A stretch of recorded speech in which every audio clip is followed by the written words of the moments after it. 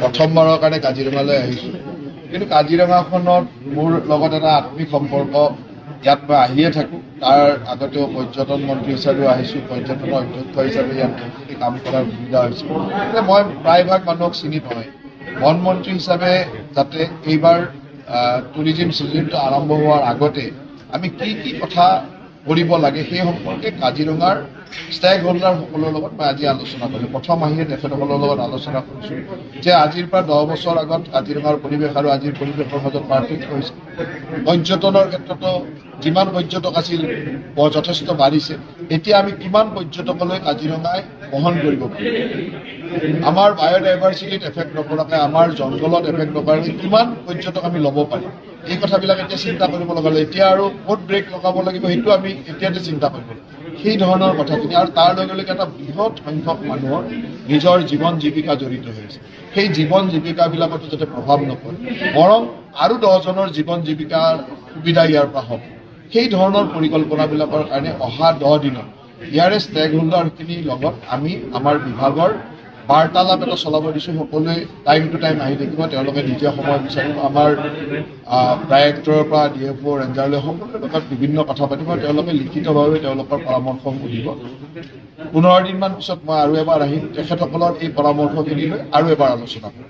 ইয়াৰ পিছতে মই বিভাগৰ লগত বহি যিবিলাক বিভাগীয় ব্যৱস্থাৰ প্ৰয়োজন আছে সেইখিনি আলোচনা কৰিম।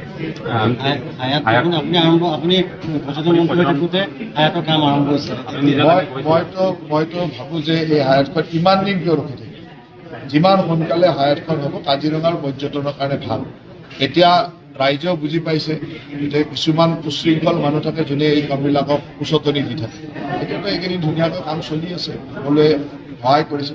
মই ভাবোঁ যে হায়াত বুলি নহয়, তেনেকুৱা আৰু 3-4খন 5 ষ্টাৰ হওক।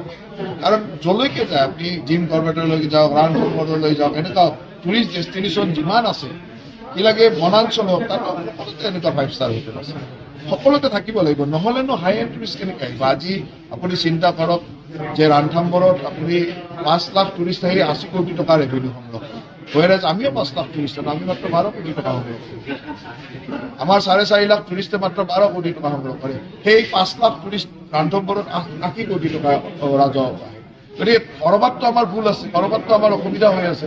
সেই কথাবিলাক আমি চিন্তা কৰিব লাগিব আৰু ৰাজহ যেতিয়া বঢ়াব পাৰিম তেতিয়া প্ৰকৃতি ৰক্ষা কৰিব পাৰিম। আজি ফৰেষ্টত ইয়াতে যিমান কাম কৰিবলৈ আমি 12 কোটি টকাৰে কি কাম, এটাখন 70 কোটি আহিব, বেছি কাম কৰিব পাৰিম, 5 গুণ কাম কৰিব পাৰিম। এইটো পিছত আৰু বেলেগত নাযায়, ফৰেষ্টতে যাব। গতিকে সেইকাৰণে আমি চিন্তা কৰিব লাগিব যে কেনেকৈ ফৰেষ্টৰ কামবিলাক আৰু বঢ়াব পাৰিম। এইখিনি মোৰ যদি আজি বিভাগীয় কথা পাতিম আৰু এইবিলাকৰ সমাধান উত্তৰ ল'ব লাগিব। বছৰজোৰা পৰ্যটনটো, বন্য পৰ্যটনটো বছৰজোৰা হোৱাটো মানে ক'ৰ এৰিয়াতটো সম্ভৱ নহয়। কাৰণ ইয়াত এটা বায়'ডাইভাৰ্চিটিৰ কথা আছে, বানপানী হ'বই লাগিব। বানপানী নহ'লে কাজিৰঙাখন কেনেকৈ বাচি থাকিব? পানী আহিব লাগিব, কাজিৰঙাক ধুই লৈ যাব লাগিব। গতিকে তাৰ কাৰণেতো আমি সময় দিবই লাগিব। গতিকে আমি 12 মাহৰ ভিতৰত কেতিয়াও কাজিৰঙাৰ ভিতৰত মানুহ যাব নোৱাৰোঁ।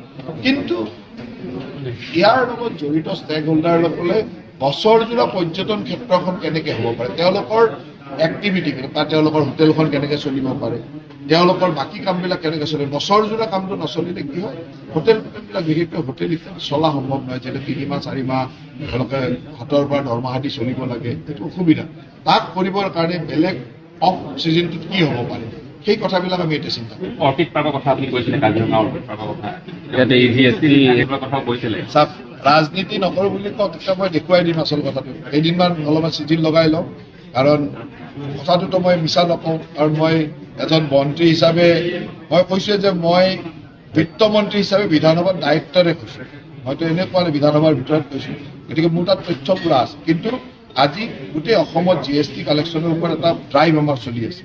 এই ড্ৰাইভটোত যাতে এই কথাটোৱে ডাইলিউট কৰি নেপেলায়, সেইকাৰণে মই কেইদিনমান ৰখি আছোঁ।